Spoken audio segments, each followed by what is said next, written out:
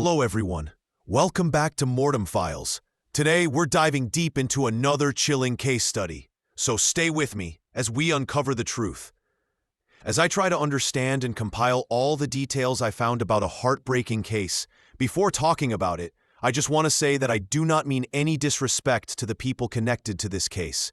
In this video, I'm going to talk about bipolar disorder, depression, sexual assault, and drug abuse. So if you don't want to hear about that, you can gladly skip this video. Well, let's try to understand the bizarre and mysterious death of Elisa.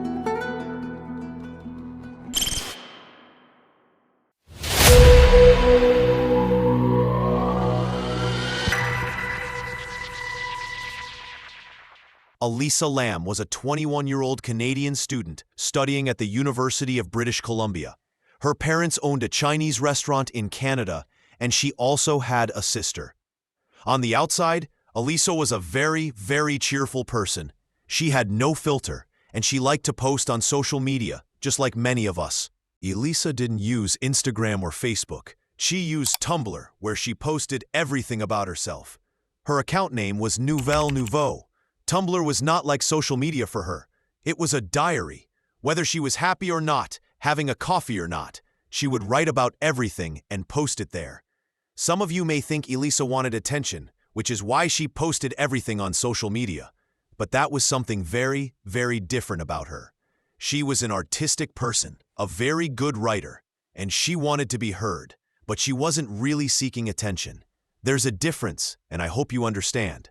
I also understand that most of our Gen Z generation may not have heard of Tumblr or may never have used it in their whole life. If you want to know about Tumblr, it's actually more like Twitter and Instagram combined. And then you have these slates where you can post. People can read your posts. People can like your art, so overall, it's a fun time.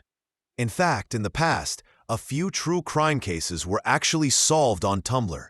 Coming back to the Elisa Lam case, she was a college student, and like any college student, she had a lot of pressure. But Elisa felt that pressure more than anyone because she had bipolar disorder. For people who don't understand bipolar disorder, it's okay. Bipolar disorder is a brain disorder that causes changes in a person's mood. People with bipolar disorder experience intense emotional states that typically occur during distinct periods of days to weeks. We can also call them mood episodes. These mood episodes are categorized as manic or depressive, but people with bipolar disorder generally also have normal or neutral moods. Yes, bipolar disorder can be treated, and people can live a normal and productive life. If after hearing this description you think this could be me, then I would suggest you go check with a doctor and really take care of yourself. Elisa also had bipolar disorder, and I wish she had taken care of herself more. When college started, Elisa was slightly introverted, but she wasn't completely introverted. She had friends and she had a good time with them. But socially, she was an introvert. For her, that basically meant she was very shy or reluctant to talk to new people. And she felt really awkward if her friends were not there. A lot of people who are introverted, not all, but many, are also overthinkers. Elisa often wondered why she was like that, because everyone around her was very outgoing, very extroverted, and liked making new friends and going to parties. She felt kind of left out and just wanted to be accepted, even with her close friends, who knew she was introverted. They were still very outgoing. So I think somewhere in her heart, deep down, she must have felt why she wasn't like her friends. For this reason, Tumblr became a safe place for her. She could show her artistic side there, posting about anything and everything she liked. And nobody judged her. People online actually accepted her, and her Tumblr blog was really, really liked by a lot of people back then. And I am sure if you read it today, you would also like it and be able to relate to it on some level. But when she was in college, after some time she decided she couldn't be like that forever, feeling sorry for herself all the time. She wanted to change herself, clear her head, and experience new things. So Elisa decided to go on a road trip. When she told her family about the road trip, they accepted it with one condition. Elisa had to call them daily, which is totally fair, because they were concerned about her safety and health and wanted to know if their daughter was fine or not. One phone call per day was a good agreement. After telling her parents, she decided to travel to 4 major cities, calling it a West Coast tour. One of her stops was Los Angeles, where she arrived on January 13, 2013. With everything she was doing and every city she was visiting, she kept posting about her experiences. Those posts later became very important. Before Elisa arrived in Los Angeles, even before she started her trip, she was planning it carefully. She was looking at her accommodation options and calculating her expenses, checking hotels or places to stay in each city. Let me remind you again, she was a university student, and university or college students don't usually have much money. They tend to be on a low budget. So she was looking for a place to stay where the rooms were nice and the prices were reasonable. After searching for some time, she found a hotel that seemed perfect. The hotel's name was Stay on Main. After seeing the pictures and prices, she quickly booked her stay for 4 days. She was sharing a room with some other girls. Everything about this hotel really appealed to her. It had bright, vibrant colors, the staff was very helpful, and the reviews were also very good. The only problem was the elevator, which was broken, but other than that, the hotel seemed totally fine. The price of her room was a little costlier, but she accepted it because it seemed so nice to her. Elisa checked into Stay on Main on January 28, 2013, but the truth about the elevator and the hotel was not yet revealed to Elisa. Also, it is still unclear. Different articles and different documents state this fact differently. Whether the girls she was staying with at the hotel were her friends or just random people sharing a room with her. During the first 2 days of her stay with those girls, they started complaining about Elisa, saying she was behaving abnormally. They reported this to the staff members, and Elisa was then moved to a private room on the 5th floor. For that, she had to use the elevator. After all this, she continued posting normally on her Tumblr and wanted to experience LA. Every day she took pictures and roamed around the city to enjoy it. She wanted to see the raw side of LA. On her first day, she went to be part of a live audience for a TV show, and after that, she went to see the poverty-stricken areas. She also went to visit a very old bookstore, yet January 31st was the last day anyone physically saw her. This included a few staff members from Stay on Main and the workers of the bookstore, which was called the Last Bookstore. After January 31st, Elisa suddenly went missing. Because she had not been calling her parents for a few days, they became worried, so they flew to LA and filed a complaint that Elisa Lam was missing. When the police heard about it, they began checking the area and also suspected the Stay on Main hotel. Not far, it's in a downtown, so it's close to the city, and the price was quite good for us. That's why these Czechoslovakian tourists booked a room at the Cecil Hotel. It advertises itself as a beautiful, vintage, European-style hotel, catering to young international travelers, like Elisa Lam from Vancouver, Canada. In the 50s and 60s, it was a place where the desperate ended it all. The hotel where Elisa stayed was called Stay on Main, but Stay on Main was actually a part of a larger hotel known as the Cecil Hotel. The Cecil Hotel is considered one of the most horrifying hotels in the world. Nothing good ever seems to happen there. Cecil was a very old hotel, and the people who stayed there were mostly those who had no other place to stay. In the beginning, the Cecil Hotel was a very lavish hotel. It had high prices and offered high-quality service. But after the drop in the economy, the Cecil Hotel had to change its priorities. It went from being a lavish hotel to a place where people with nowhere else to go would stay. Basically, elderly people, criminals, drug addicts, and even those who used to sleep on the streets ended up at the Cecil Hotel. The prices were so cheap that even a homeless person could afford to stay there. Because of this, the reputation of the Cecil Hotel became very, very bad. Many crimes were committed inside the hotel. People who stayed there often used drugs all the time. Many were prostitutes, and there were also murders that took place there. This continued for a very long time, and because of these reasons, the Cecil Hotel was not growing. Later, when the hotel was sold to a lady, she came up with an idea to split it into two parts because it was so big, it had 700 rooms. They decided to make a lobby on the left side and named it Stay on Main, giving it a completely new look to attract tourists. The prices were higher, but still very competitive compared to other hotels. Because of the restrictions around the hotel, we developed a concept for two separate. There were only two problems. The people staying in the Cecil Hotel, like drug addicts and criminals, were still there. And since Cecil Hotel and Stay on Main were in the same building, they had to share one elevator. Now I hope you understand why I have been saying that the elevator was very, very horrifying. So basically, Elisa was not really staying in Stay on Main. She was staying in the Cecil Hotel. Since she had been missing for 2 days at this point, the police started searching for her and checked every room in the hotel. And remember, the Cecil had 700 rooms, including Stay on Main, so they searched every single corner. They checked the basement. They checked the rooms.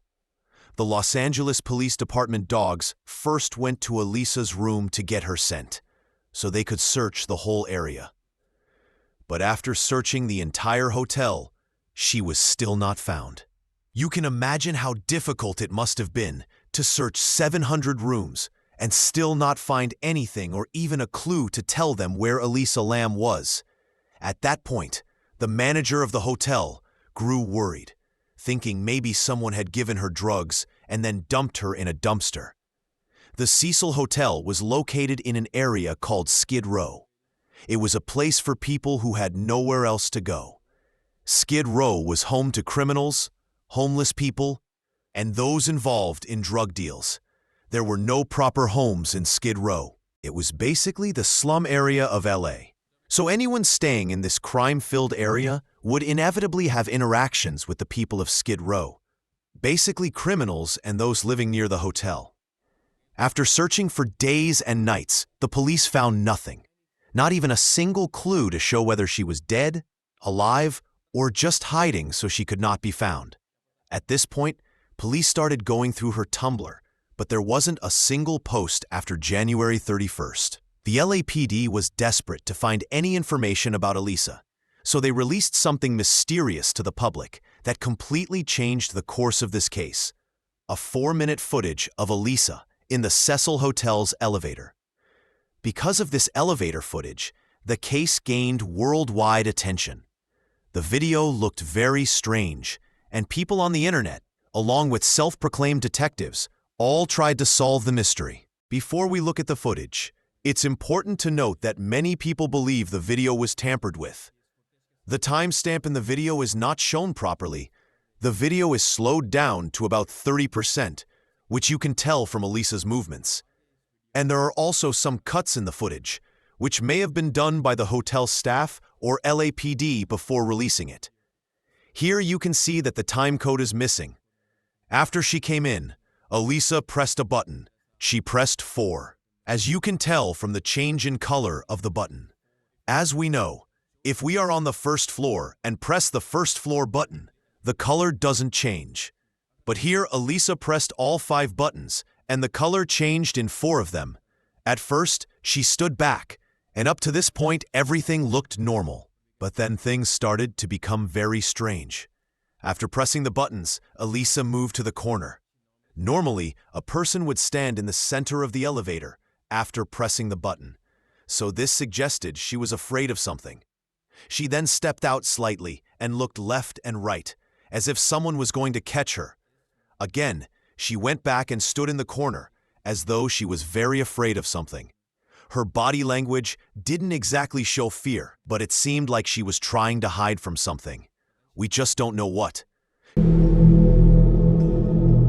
She peeked out again, and that time her whole body didn't come out of the elevator.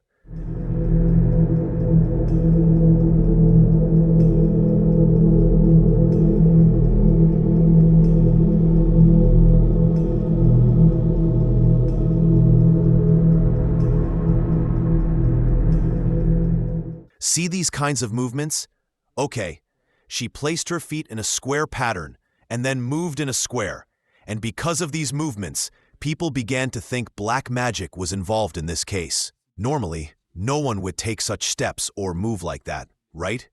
She jumped, then moved left, then back.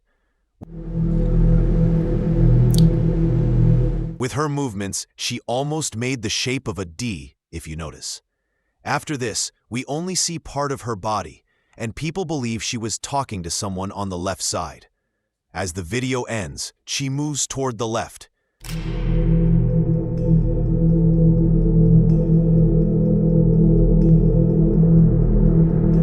She then came back into the elevator, looking terrified, and started pressing all the buttons.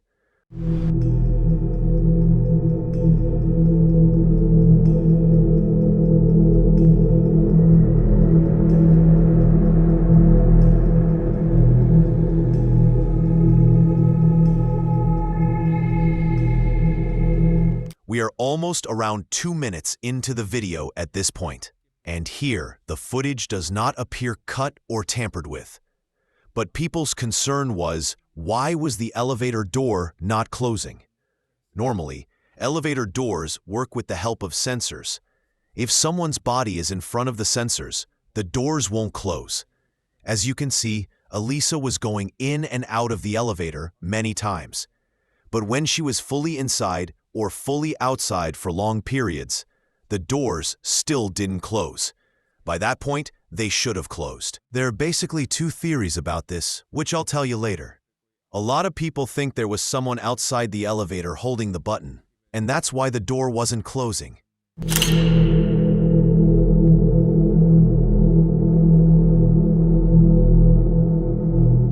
Again, in this part of the video, it looks very strange because it seems like Elisa is talking to someone, but there's no one visible. So the question is, was anyone standing on the left side of the elevator or the right side?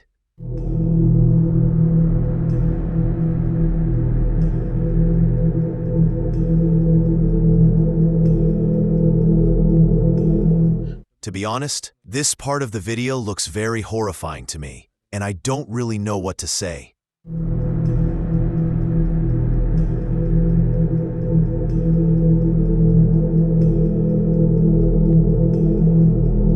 A lot of people claim the black area in the footage looks like someone's shoes, which aligns with the theory that someone was pressing the button.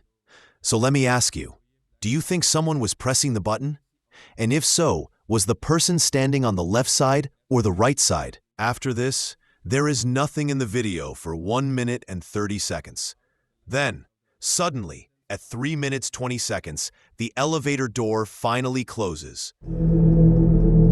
This is one of the main reasons people believe the video was tampered with. If you look closely, the door closes very suddenly.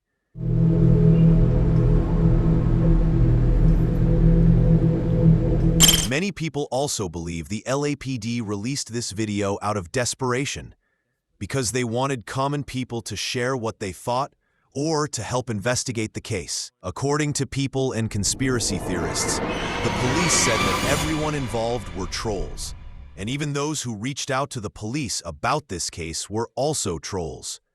My question is, if you think all the people are trolls, then why did you upload this video?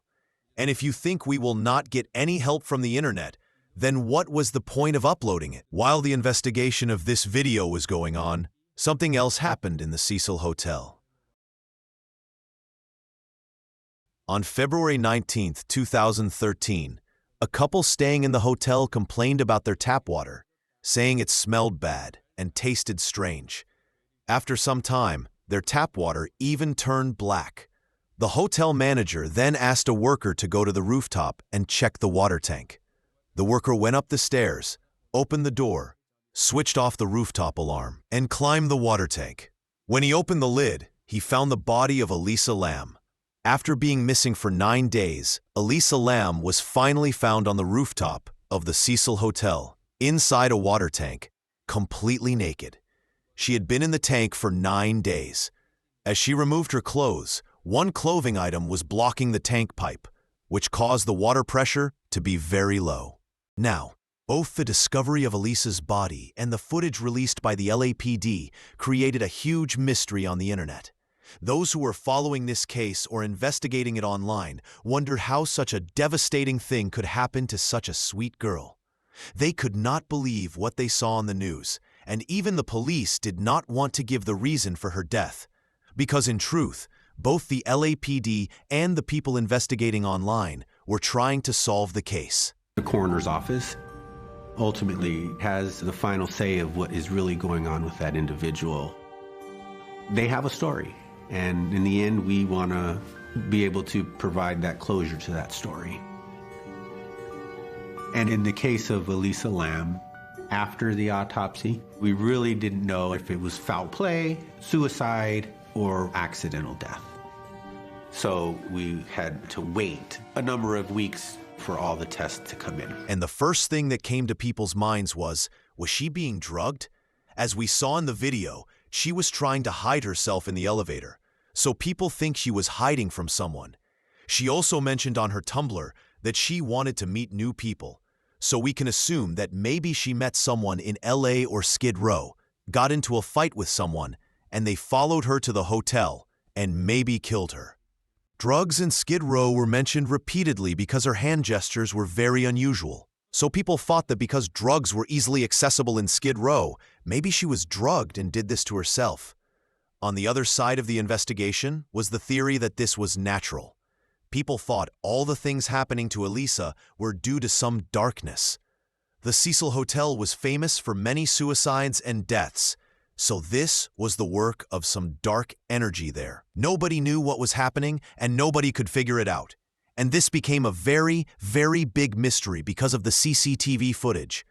This case from LA turned into a big mystery. People wanted to know, or they really wanted it to be a murder. Those investigating the case could not believe Elisa did this to herself. They wanted to believe she was murdered because after seeing the CCTV footage, Elisa's movements were very, very weird. After that, the LAPD realized that releasing this video turned it into a murder mystery. Or maybe they did not know how easily a video could go viral on the internet. At the end, Elisa's body was taken for post-mortem, and they did not find any substances or drugs in her body. The only things they found were the medications for her bipolar disorder. Eventually, I received the toxicology results. Given her bizarre behavior that was seen in the elevator, one possibility is that she is on a drug that is creating, hallucination. But I didn't identify any evidence that she was consuming alcohol or abusing any type of illicit drug. The only drugs actually identified were her prescription medications for her bipolar disorder that she should have been on. There was no sign of a struggle on her body, which also rules out that someone dumped her into the water tank. And the LAPD said there was no one in the CCTV footage. This became very, very mysterious, so we have to solve some of the mysteries.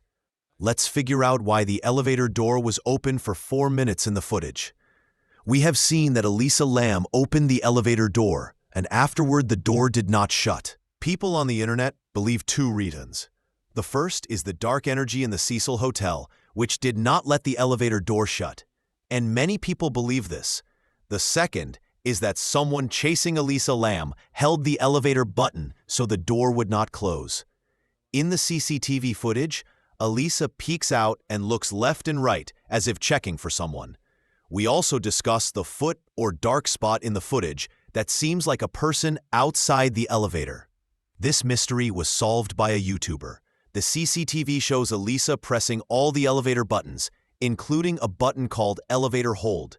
If you press this button, the elevator door will not shut for 2 minutes. Elisa pressed this button twice, which explains why the elevator door stayed open for 4 minutes. She was also moving in and out, which would have triggered the elevator sensors. A lot of people have asked about the button sequence, what she's hitting in there. If you look at it very closely, at the bottom of that center row that Elisa pressed on is a button called Door Hold. There's the door hold button, right there. That's what Elisa Lam pressed. At the end of the clip, we see Elisa leaving to the left side, and then the elevator door finally closes. The second question that arises is how she managed to get to the rooftop if all the doors were equipped with alarms. The hotel manager explained that if anybody accessed the rooftop, the alarm would ring, as every rooftop door had an alarm system. So how did Elisa reach the rooftop without being noticed? As she left the elevator and moved to the left side, there were stairs leading to the roof, but there was also a fire escape window. Police later found Elisa Lam's fingerprints on that fire escape, suggesting she might have used it to climb up. This was extremely dangerous. The first few ladders of the fire escape had protective barriers, but the last ladders had no protection at all. A fall from there would have been fatal, yet Elisa seemed not to care. In her state, she may have been escaping from someone or something, and the only thing she cared about was reaching the rooftop. It is very possible that Elisa reached the rooftop through the fire escape. The last mystery in this case is, if she did all of this by herself, then how could she have closed the heavy lid of the water tank on her own? This lid was the main reason people made so many stories about this case, and if the lid had not been closed, the case would have been solved very easily. 4 months after, the police and the doctors were trying to crack the case. They said that Elisa Lam did this to herself due to her bipolar disorder. Elisa's sister told the police that whenever Elisa didn't take her medication properly, she had delusions, and because she had bipolar disorder, she may have had a psychotic episode. A psychotic episode is when someone can believe and feel things that do not exist. She could also feel someone was coming to harm her or following her. All the things she was talking about and the things she thought were following her were actually not real and were just delusions. And this was all because of bipolar disorder. We can see these things in the elevator footage, and her sister confirmed them. Now we can say she might have thought someone was following her. She got into the elevator, and when she peeked out, she saw nothing, or she saw someone. That is why she was making hand gestures. She must have felt she had to escape, and the safest place she thought of was the rooftop. When she reached the rooftop, she saw the water tank. She climbed it, opened the lid, and jumped into the tank. Because the tank was not filled to the brim, she started drowning. When she tried to get out of the water, her clothes made her body heavier, so she removed her clothes one by one. After that, because of hypothermia, she died. At the end of the case, the remaining mystery was, who closed the lid? According to the LAPD, this confusion was due to a false statement from one of the officers. The worker also reported that when he climbed up to the water tank, the lid was already open. The first officer who arrived at the scene also confirmed seeing the lid open.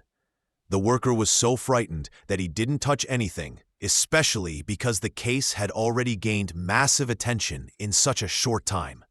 Later, when that officer was interviewed on TV, in his nervousness, he mistakenly said that the lid was closed, which led people to question, if Elisa had drowned, how could she have closed the lid from inside?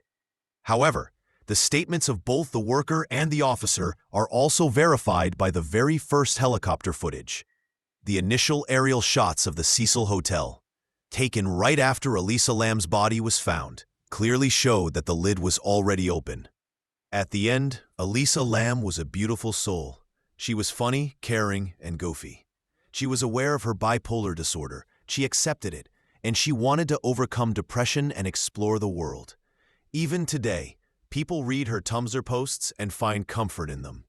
In her life, Elisa could not connect with many people, but after her death, she made an impact on thousands.